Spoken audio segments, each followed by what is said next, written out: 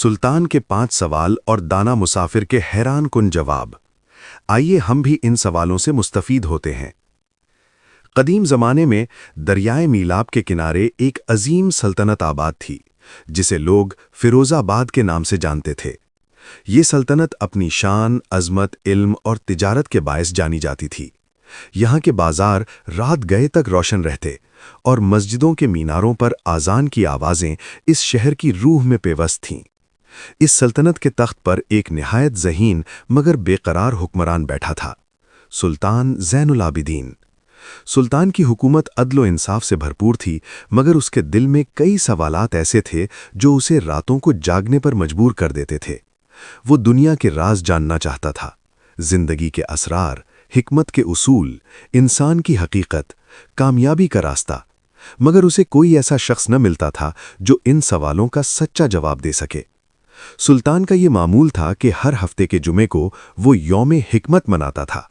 इस रोज़ दरबार में उलमा, मशीर, फ़िलॉसफ़र, कारीगर, किसान और आम लोग भी अपने मसाइल और ख़यालात लेकर आते, मगर सुल्तान के सवालों का असल जवाब अभी तक किसी ने ना दिया था। एक दिन यूं हुआ कि महल के दरवाजे पर मौजूद सिपाहियों ने एक अजीब शख्सियत को आते देखा, एक ऐसे मुसाफिर को जिसके चेहरे पर नूर और आंखों में गहरी हिकमत की चमक थी। वो सादा कपड़े पहने हुए था, हाथ में एक छड़ी, कंधे पर छोटा सा थैला और चेहरे पर गैर मामूली सुकून। सिपाहियों ने पूछा, ए बुजुर्ग, तुम कौन हो और कहां से आए हो? मुसाफिर ने मुस्कुराकर जवाब दिया, मैं ज़माने के रास्तों का मुसाफिर हूं। जहां सवाल हों वहां रुक जाता हूं और जहां जवाब मिल जाएं वहां से आगे बढ़ जाता हूं। सिपाहियों ने हैरान होकर उसे अंदर दाखिल होने दिया। कुछ देर बाद वो बुजुर्ग शख्स सुल्तान के अजीमुश्शान हॉल में खड़ा था। वो हॉल जिसकी छतें सुनहरी नक्काशी से आरास्ता थीं, कालीन ईरानी और सुतून संगे मरमर के थे। सुल्तान ज़ैनुल आबिदीन अपनी शाही मसनद पर बैठे हुए थे।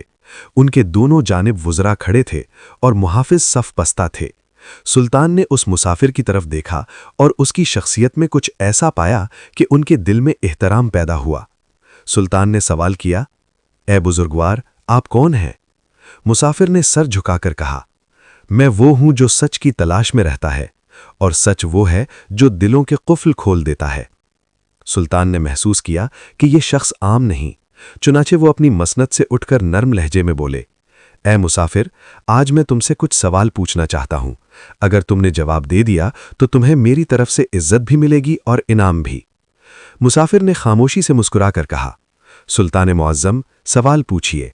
जवाब तो पहले से मौजूद हैं, बस ज़बान से अदा होने का इंतज़ार करते हैं। पहला सवाल, इंसान क्या है?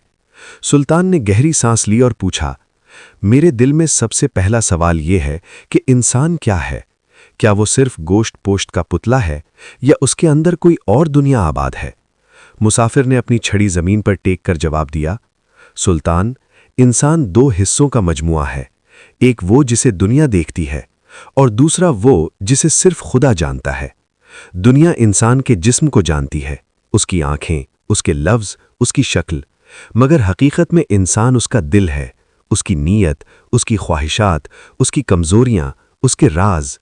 जो शख्स अपने दिल को पहचान ले वो पूरी दुनिया को पहचान लेता है। सुल्तान ने यह सुनकर सर झुका लिया, जैसे कोई भारी पर्दा हट गया हो।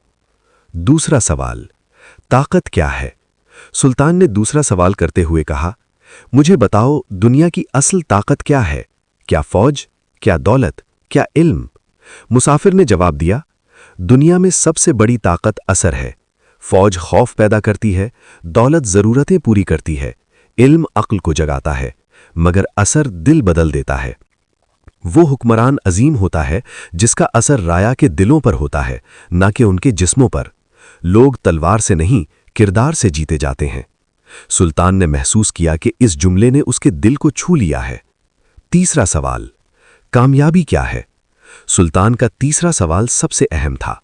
मैंने बहुत सी फुतूहात की, बड़े शहर फतह किए, खजाने भरे, मगर दिल बेचैन है। बताओ, हकीकी कामयाबी क्या है? मुसाफिर ने धीमे लहजे में कहा, कामयाबी 3 सुतूनों पर खड़ी होती है, नीयत, मेहनत और सब्र। अगर नीयत साफ हो, मेहनत बेहम हो और सब्र मजबूत हो तो इंसान न सिर्फ कामयाब होता है बल्कि सुकून भी पाता है। ورنہ دولت، شہرت، طاقت سب کچھ ہاتھ آ کر بھی خالی رہ جاتا ہے۔ سلطان کے دل میں جیسے کسی نے چراغ روشن کر دیا ہو۔ چوتھا سوال، انسان کب گمراہ ہوتا ہے؟ یہ سوال سلطان نے دھڑکتے دل کے ساتھ پوچھا۔ مسافر، بتاؤ انسان کب بھٹک جاتا ہے؟ مسافر نے جواب دیا، جس لمحے وہ خود کو دوسروں سے بہتر سمجھنے لگے۔ غرور وہ آگ ہے جو انسان کو باہر سے نہیں بلکہ اندر سے جلا دیتی ہے۔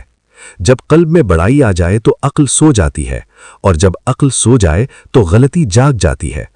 سلطان نے بے اختیار اپنے سینے پر ہاتھ رکھا، جیسے وہ اپنے اندر جھانک رہا ہو۔ پانچواں سوال، زندگی کا مقصد کیا ہے؟ سلطان کے لہجے میں لرزش تھی۔ مسافر، بتاؤ انسان پیدا کیوں ہوتا ہے؟ اس کے وجود کا مقصد کیا ہے؟ مسافر نے مسکرا کر کہا، زندگی کا مقصد دو چیزیں ہیں، خدا کی پہچان اور انسانیت کی خدمت۔